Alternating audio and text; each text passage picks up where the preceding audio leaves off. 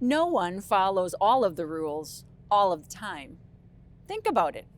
You ever gone a few miles over the speed limit? Even my grandfather, who was a well-respected farmer and citizen in Nebraska, didn't follow all of the rules all of the time. Let me tell you a story.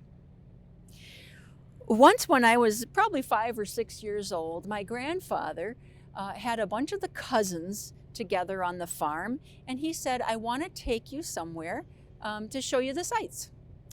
So he said, pile into the back of the truck and we'll go.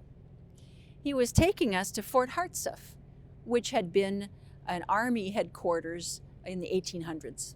It was now a museum. So we got in the back of the truck, we went to Fort Hartsuff, and when we got there was a sign on the gate saying, not open for public use. That was a little fence that was wood, probably waist high to an adult. And we were all disappointed. Grandpa said, no, get out of the truck. I'll help you over the fence. And one of the older cousins said, but Grandpa, it says not open for public use. And Grandpa said, we're not going to use it. We're just going to look at it. No one follows all of the rules all of the time. Probably the most well-known rules in the Bible are the 10 Commandments. Most people have heard of them, even if they couldn't recite all of them. Those were given so that the people would find a way to live in harmony.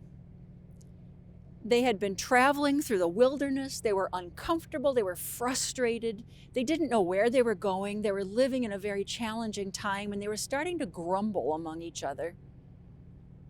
God gave them the gift of guidance. Here's these commandments to help you know how to live in harmony together. And there weren't just 10 commandments.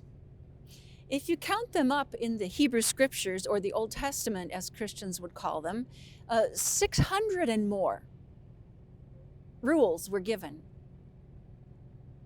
We don't follow all of those rules these days. We don't, for instance, care if we wear linen and wool together. And we don't worry about if a widow marries her brother-in-law. That was required back then if she had no children. And we don't worry about a lot of the other rules, like blowing the silver trumpets on feast days. Not something we do. You can't follow all of the rules all of the time. Even in the 10 Commandments, there's honor your father and mother. There's do not steal. What if your father tells you to steal something? How do you decide which commandment to follow? The rules, the commandments were given for freedom, not for judgment.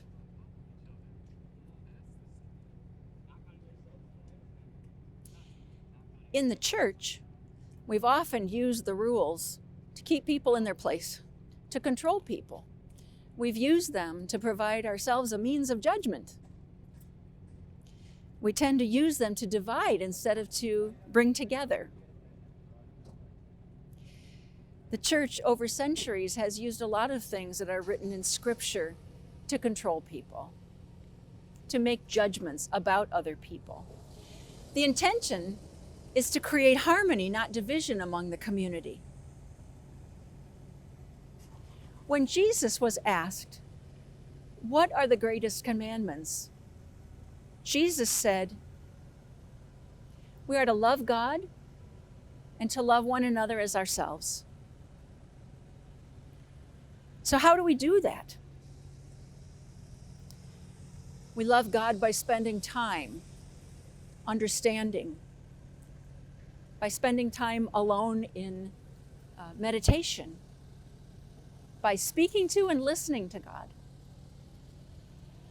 We love one another by doing acts of justice so that all people know that they're loved and cared for. And we need to love others as ourselves, so we need to love ourselves as well. How do we do that? What do you need to know that you're loved?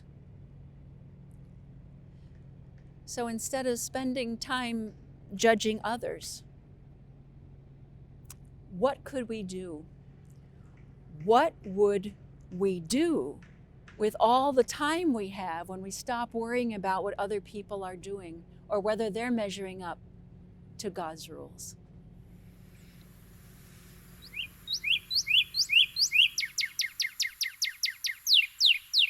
What will we do with the time and energy that we've saved from not judging others,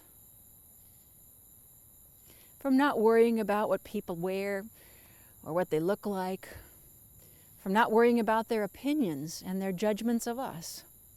What will we do when we live in harmony, when we live in harmony with God, with one another, and with ourselves? We could use the time to work on justice issues, to bring food to those who are hungry, and to help those who are lonely by being companions to them, even if we don't agree with their lives or how they look or what they believe or what their convictions are politically. What if we just care for one another?